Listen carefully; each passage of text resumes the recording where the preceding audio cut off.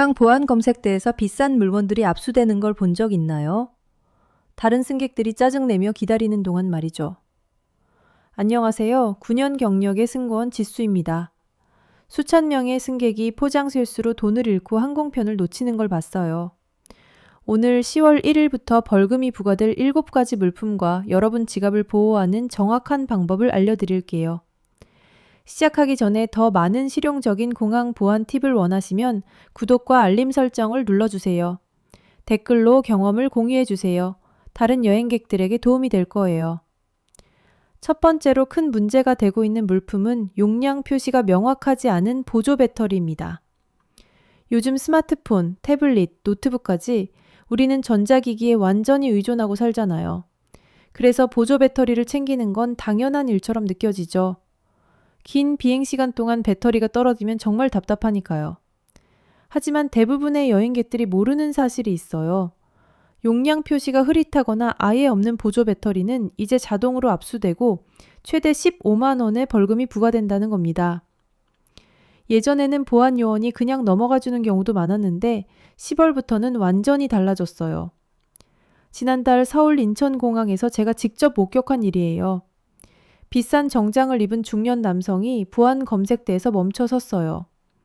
그의 서류 가방에서 나온 보조 배터리 때문이었죠. 그 보조 배터리는 멀쩡하게 작동했고 평소에 잘 쓰던 제품이었어요. 문제는 용량을 나타내는 스티커가 달아서 숫자가 거의 보이지 않는다는 거였어요. 보안 요원은 용량을 확인할 수 없다며 그 8만 원짜리 보조 배터리를 압수했어요. 거기서 끝난 게 아니었어요. 규정 위반이라며 12만 원의 벌금까지 부과했거든요.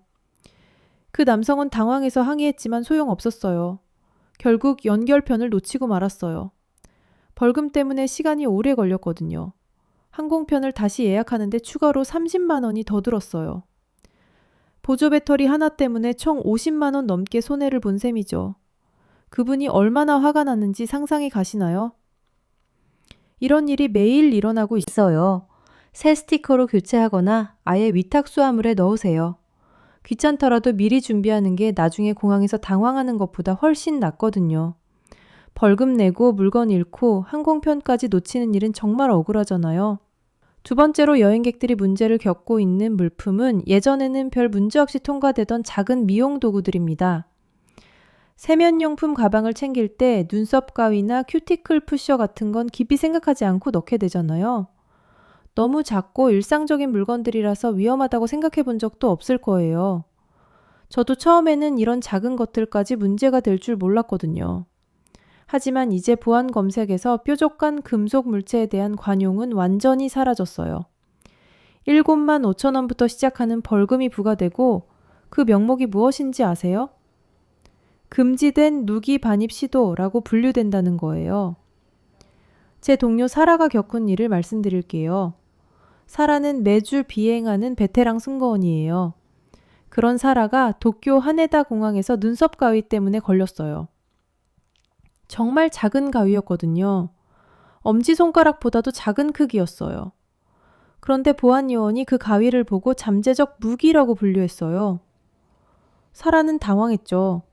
수백 번도 넘게 그 가위를 가지고 비행했거든요. 아무 문제 없이 말이에요.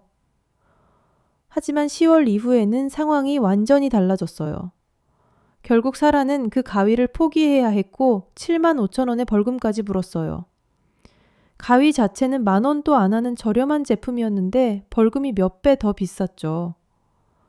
사라는 나중에 저에게 이렇게 말했어요. 벌금보다 더 화가 나는 건 그동안 아무 문제 없었던 물건이 갑자기 무기 취급을 받는다는 거라고요. 이런 일이 사라에게만 일어난 게 아니에요. 매일 비슷한 상황을 목격하고 있거든요. 네일 파일, 쪽집게, 작은 손톱 깎기까지 모두 대상이에요. 심지어 끝이 뾰족한 이쑤시개도 문제가 될 수 있어요. 특히 여성분들이 더 많이 당황하시는 것 같아요. 미용 도구들이 대부분 작고 날카로운 형태잖아요. 예전에는 상식적으로 판단해서 넘어가던 것들이 이제 준비하는 게 공항에서 벌금 내는 것보다 훨씬 나아요. 이런 작은 실수 하나가 여행 전체를 망칠 수 있거든요.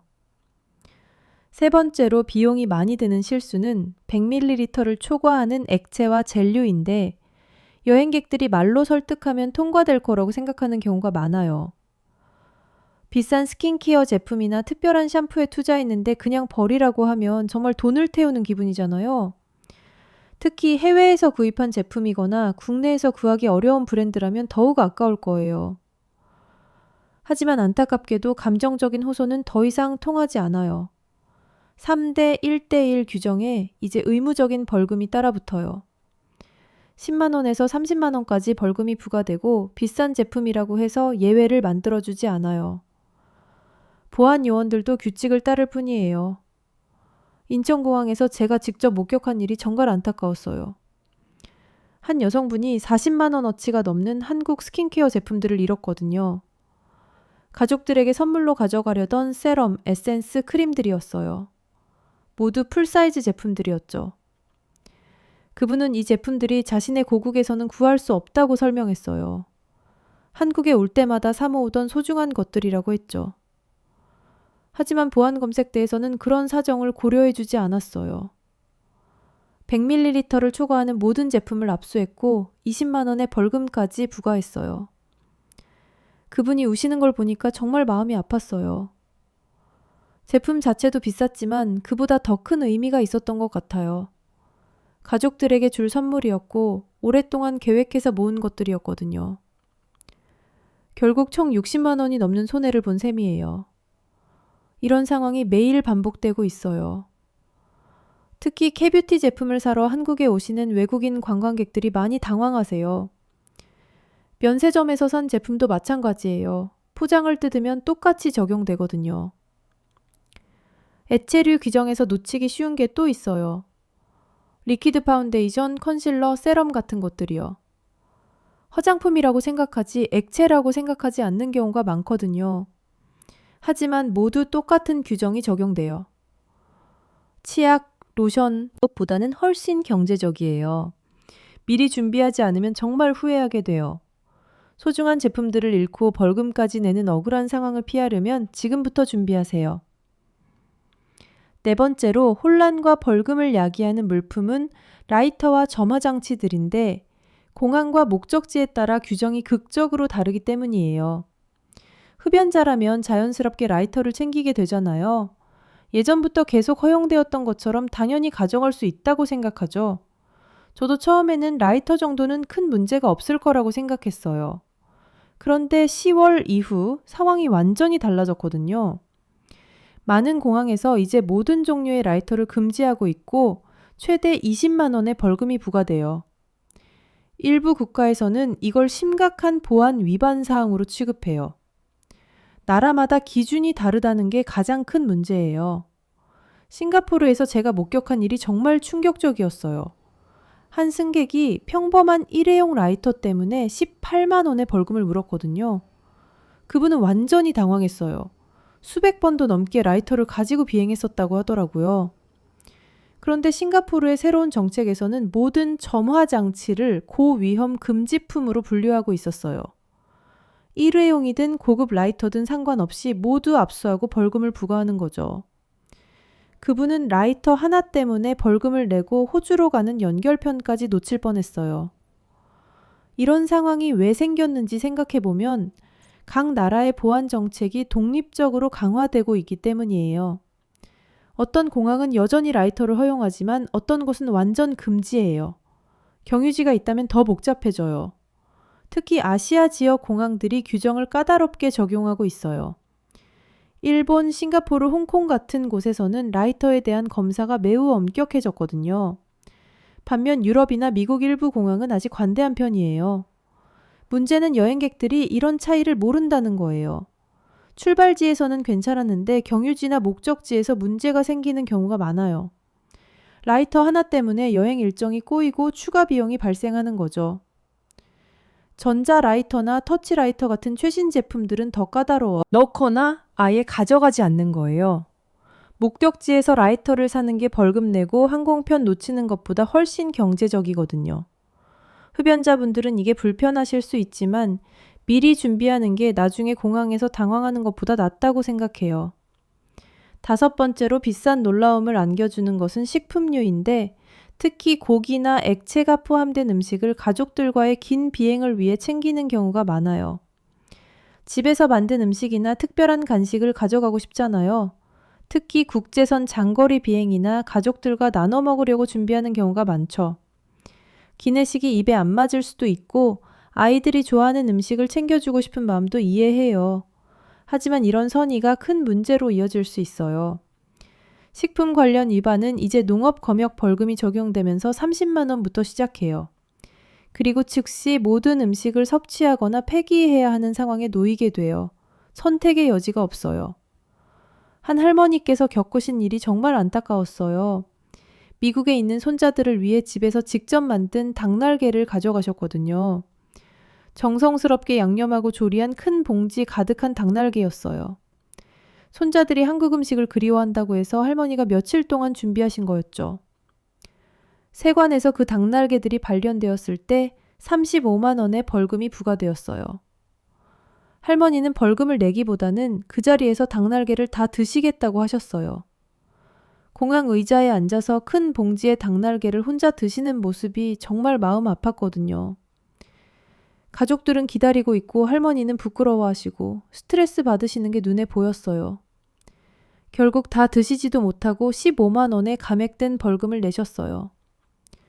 손자들에 대한 사랑으로 준비하신 음식이 이런 상황을 만들 줄 누가 알았겠어요. 이런 식품 규제가 왜 생겼는지 이해는 돼요. 각 나라마다 동식물 질병 전파를 막으려는 거죠. 특히 육류 제품은 광우병, 조류독감, 구제역 같은 질병의 위험 때문에 매우 엄격하게 관리되고 있어요. 하지만 문제는 많은 분들이 이런 규정을 잘 모른다는 거예요. 가공된 육류라도 집에서 만든 음식을 나누는 게 정말 중요한 의미를 가지잖아요. 하지만 공항 보안에서는 그런 문화적 배경을 고려해주지 않아요. 제가 추천하는 해결책은 두 가지예요. 첫 번째는 음식을 별도로 택배나 우편으로 보내는 거예요. 시간은 더 걸리지만 안전하고 벌금 걱정이 없어요. 두 번째는 보안 검색 통과 후에 음식을 구입하는 계획을 세우는 거예요. 공항 내 식당이나 목적지에서 비슷한 음식을 찾을 수 있거든요. 벌금은 항상 음식값보다 비싸요. 미리 계획하면 돈도 절약하고 스트레스도 피할 수 있어요. 여섯 번째로 여행객들이 예상하지 못하는 문제는 잘못된 포장에 든 의약품과 건강식품들이에요. 여행할 때 약을 정리해서 가져가려고 주간약통에 넣거나 작은 봉지에 나누어 담는 경우가 많잖아요. 공간도 절약되고 복용하기도 편하니까 당연한 선택처럼 느껴져요. 저도 처음에는 이런 방식이 합리적이라고 생각했거든요. 하지만 정체를 알 수 없는 알약들은 이제 마약 수사 프로토콜을 작동시켜요. 항공편을 놓치게 되고 최대 50만 원의 벌금이 부과되며 법적인 복잡한 상황에까지 연결될 수 있어요. 단순한 비타민이라도 말이에요. 토론토에서 한 사업가가 겪은 일이 정말 심각했어요. 그분은 건강을 위해 복용하던 비타민들을 작은 용기에 정리해서 가져왔어요. 여러 종류의 영양제를 하나씩 나누어서 깔끔하게 포장했었죠. 그런데 이게 큰 문제가 되었어요. 보안 검색대에서 정체불명의 알약들이 발견되자 마약 탐지 전문가들이 호출되었어요. 그분은 4시간 동안 공항에 억류되었어요. 비타민이라고 아무리 설명해도 믿어주지 않았거든요. 포장지도 없고 성분 표시도 없는 알약들을 어떻게 믿겠어요. 결국 법적으로 허용된 건강식품이라는 게 확인되었지만 항공편은 이미 떠났고 40만 원의 재예약 비용이 발생했어요. 더 큰 문제는 이런 수사 기록이 몇 달 동안 그분의 여행에 영향을 미쳤다는 거예요. 다른 공항에서도 추가 검사를 받게 되었거든요.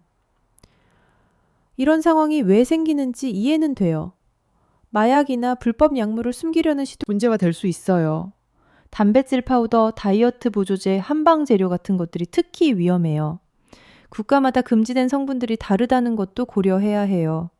한국에서는 합법인 성분이 다른 나라에서는 금지 약물일 수 있거든요. 이런 정보를 미리 확인하지 않으면 정말 큰 문제가 생길 수 있어요. 제가 9년간 승무원을 하면서 본 가장 안전한 방법은 이거예요. 모든 의약품과 건강식품을 원래 용기에 그대로 보관하는 거예요. 처방전이 있는 약은 반드시 약국에서 받은 그 병에 넣어서 가져가세요. 영양제나 건강식품도 구입했을 때의 포장 상태 그대로 가져가는 게 좋아요. 성분표와 제조사 정보가 명확하게 표시된 상태로 관리해요. 조금 부피가 커지더라도 나중에 공항에서 조사받고 벌금 내는 것보다 훨씬 나아요. 여권과 이름이 일치하는 처방전도 꼭 챙기세요. 7번째로 비싼 지연을 야기하는 물품은 새로운 크기 제한을 초과하거나 잘못 포장된 리튬 배터리와 배터리가 내장된 기기들이에요. 전자제품을 챙길 때 여분의 배터리나 고성능 기기들을 가져가는 경우가 많잖아요. 최신 배터리 규정을 확인하지 않고 평소처럼 포장하게 되죠. 카메라, 노트북, 전동 연도기 같은 일상적인 물건들이라서 별로 신경 쓰지 않고 넣게 되거든요. 하지만 규정을 초과한 배터리는 이제 화재 위험 물질로 취급되어서 즉시 압수되고 최대 40만 원의 벌금이 부과돼요. 게다가 그 기기 자체를 사용할 수 없게 되니까 여행 전체가 망가질 수 있어요. 밴쿠버에서 한 노인 사진작가가 겪은 일이 정말 충격적이었어요. 그분은 전문 카메라용 대용량 배터리를 위탁 수화물에 넣어서 보냈거든요. 그런데 그 배터리가 화물칸 규정보다 너무 컸던 거예요. 동시에 기내 반입용 규정도 초과했었고요. 공항 보안팀이 그분의 위탁 수화물을 열어서 30만 원짜리 전문 배터리를 제거했어요. 위험한 화재 물질을 부적절하게 포장했다는 명목으로 25만 원의 벌금까지 부과했거든요. 그분의 비싼 카메라는 그 배터리 없이는 완전히 무용지물이 되었어요. 더 안타까운 건 그분이 들어있는 배터리들이에요.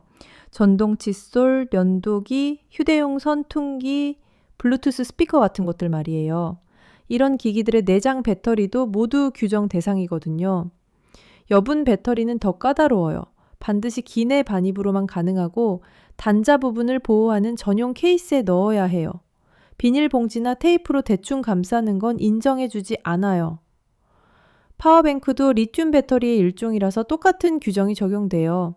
앞서 말씀드린 용량 표시 문제와 함께 크기 제한도 지켜야 하죠. 너무 큰 용량의 파워뱅크는 아예 반입이 금지되어 있어요. 전자담배나 베이프도 리튬 배터리 규정에 해당해요.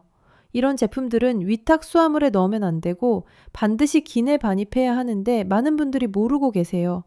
제가 승무원으로서 드리는 조언은 이거예요. 여행 전에 모든 전자기기의 배터리 와트시 용량을 확인하세요. 제품 설명서나 배터리에 직접 표시되어 있을 거예요. 여분 배터리는 반드시 전용 보호 케이스에 넣어서 기내 반입하세요. 항공사별 배터리 정책도 미리 확인하는 게 중요해요. 확실하지 않은 제품은 여행 전에 항공사나 공항에 문의해 보세요. 나중에 공항에서 당황하는 것보다 미리 준비하는 게 훨씬 현명한 선택이에요. 이제 7가지 문제 영역을 모두 다루는 완전한 보호 전략을 말씀드릴게요. 지금까지 말씀드린 내용을 정리하면 이렇습니다. 보조 배터리는 2만 mAh 미만으로 용량 표시가 선명해야 하고 모든 날카로운 미용 도구는 위탁 수화물로 보내야 해요. 액체류는 100ml 제한을 엄격히 지키고 고품질 여행용 용기를 사용하세요. 라이터는 목적지별 정책을 미리 조사하고 음식은 별도 배송하거나 보안 검색 후 구입하는 게 안전해요. 의약품은 원래 포장 상태로 처방전과 함께 보관하고 배터리는 와트시 용량을 확인해서 전용 케이스에 보관하세요. 이런 실수 하나하나가 15만 원에서 50만 원까지 벌금을 부과할 수 있어요. 항공편을 놓치거나 재예약하는 비용까지 계산하면 더 큰 손해가 되죠. 제가 9년간 목격한 사례 공항 도착 시간을 30분 일찍 잡습니다. 보안 검색이 더 까다로워져서 시간이 오래 걸리거든요. 값비싼 물건들은 영수증과 관련 서류를 함께 보관해요. 만약 문제가 생겼을 때 소유권을 증명할 수 있어야 하거든요. 처방전, 제품 보증서, 구매 영수증 같은 것들 말이에요. 절대로 보안 요원과 논쟁하지 마세요. 협조적인 태도가 문제를 줄이고 벌금을 낮출 가능성을 높여줘요. 화를 내거나 항의하면 상황만 더 악화되는 걸 수없이 봤거든요. 지금 당장 해야 할 구체적인 행동들이 있어요. 평소 사용하시는 짐 싸기 목록을 이 7가지 카테고리와 대조해 보세요. 문제가 될 수 있는 물건들을 찾아내서 대안을 마련하는 거예요. 여행하실 구체적인 목적지의 규정을 조사하세요. 경유지가 있다면 그곳의 규정도 함께 확인해야 해요. 똑같은 물건이라도 나라마다 취급이 다를 수 있거든요. 더 현명하게 짐을 싸는 방법을 익히세요. 복잡하게 포장하기보다는 안전하고 간단하게 준비하는 게 중요해요. 공항에서 추가로 구입할 수 있는 것들은 굳이 가져가지 마세요. 제가 9년간 수천 명의 승객들이 이런 실수로 고생하는 걸 봤기 때문에 이 이야기를 하는 거예요. 스트레스 받고 돈 잃는 상황을 미리 피할 수 있다면 얼마나 좋겠어요. 10월 1일은 우리가 준비되든 안 되든 다가와요. 지금 확인하고 준비하세요. 다른 여행객들과도 이 정보를 나누어 주세요.